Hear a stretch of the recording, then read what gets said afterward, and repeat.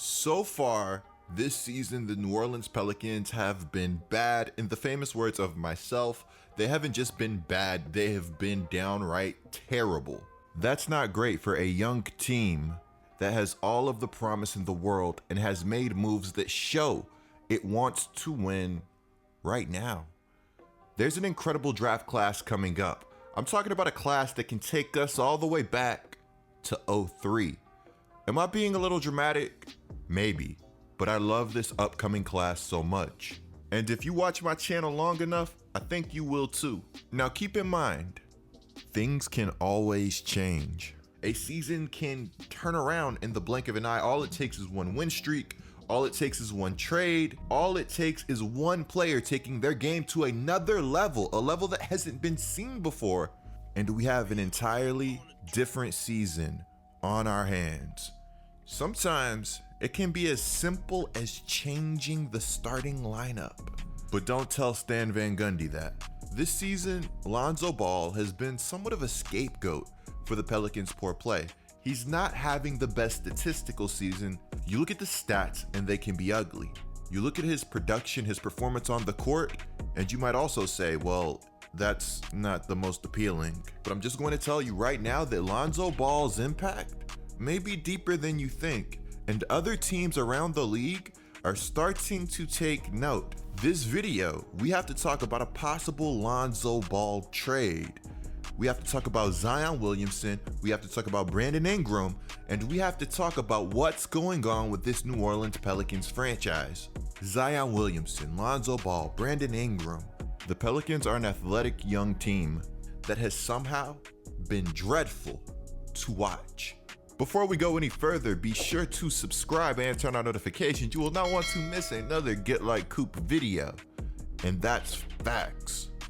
If you guys enjoy my content, you'll probably enjoy my streams. The link to my stream is going to be in the description below. In that same description, you'll find the link to my football channel, Red Zone Coop.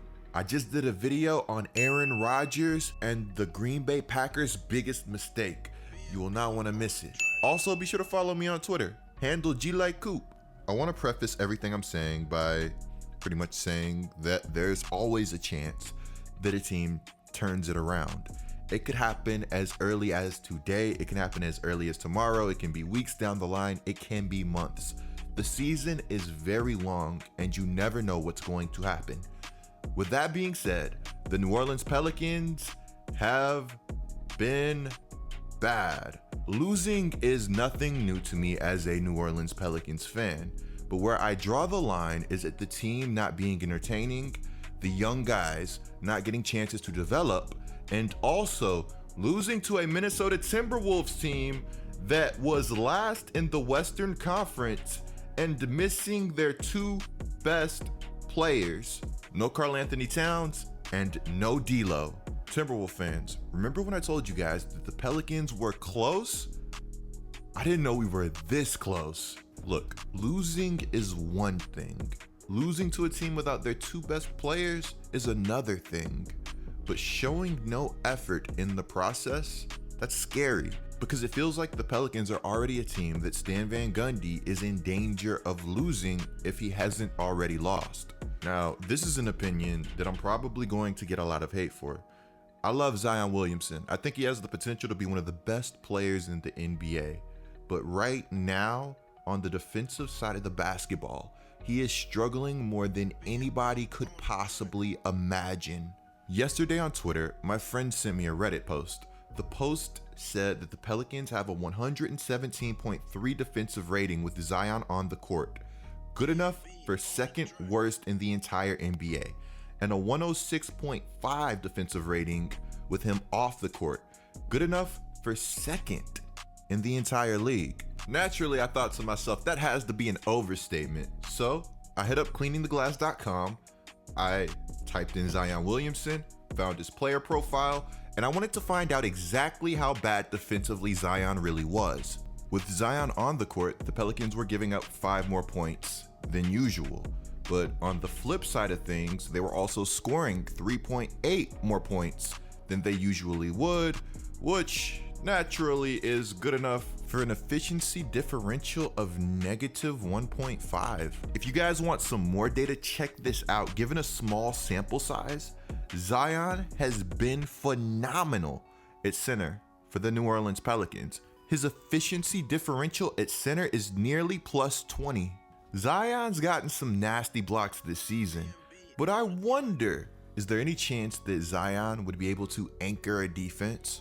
Zion as a small ball center might be like some next level Rick and Morty type stuff that the Pelicans really need to look into. Steven Adams has been phenomenal, but the spacing with Zion and Adams is horrific. All you have to do is 2-3 zone the Pelicans and it's GG's. A lot of people would think it's GG's because Lonzo Ball is leading the Pelicans in 3-point attempts at 7 per game and shooting 29% from the 3-point line. That's a lot of threes for somebody shooting 29%. You have to think they're leaving him open for a reason. Statistically, Ball's stats have not been good. 12 points per game, 4 rebounds per game, 5 assists per game, but 39% from the field, 29% from the 3-point line. Lonzo told us, make sure that Bleacher Report posts his stats next year. He must have been talking about advanced stats because the advanced stats love Zoe. The Pelicans are plus 2.6 per 100 possessions on offense when Zoe is playing. Teams are scoring 6 less points per 100 possessions when he's on the floor. It doesn't take a mathematician to tell you that those are great numbers. That would give Zoe an 8.6 efficiency differential, making him better than the Los Angeles Clippers, who as a matter of fact are one of the teams that are reportedly interested in Lonzo Ball. Also reportedly interested in Ball are the Knicks, the Raptors, the Mavs, and the Orlando Magic. These are all teams that seem to have their heads on right.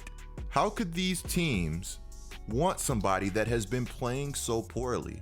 Well, because okay, check me out.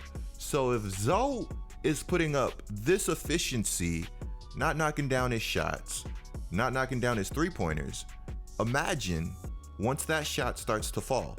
Zoe has shown us he can be a catch and shoot player. Does that mean you want him spotting up and standing all game like Stan has him? No.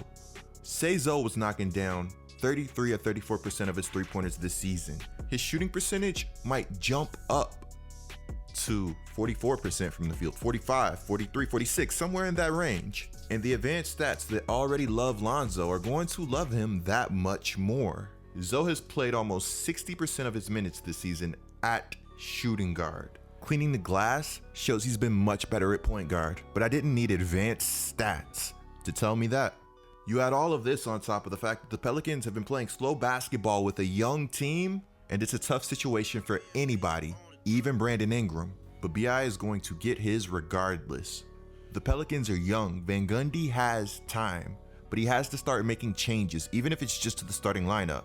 Play Kyra. If guys aren't playing hard and producing, take them out of the game. Make them accountable. The Pelicans have a very weird roster construction, but I think I speak for everybody when I say nobody wants to see the Pelicans go out sad. Clicking the video on the screen right now is a great way to support my channel. I'm Get Like Coop, bringing you guys the scoop until our next upload.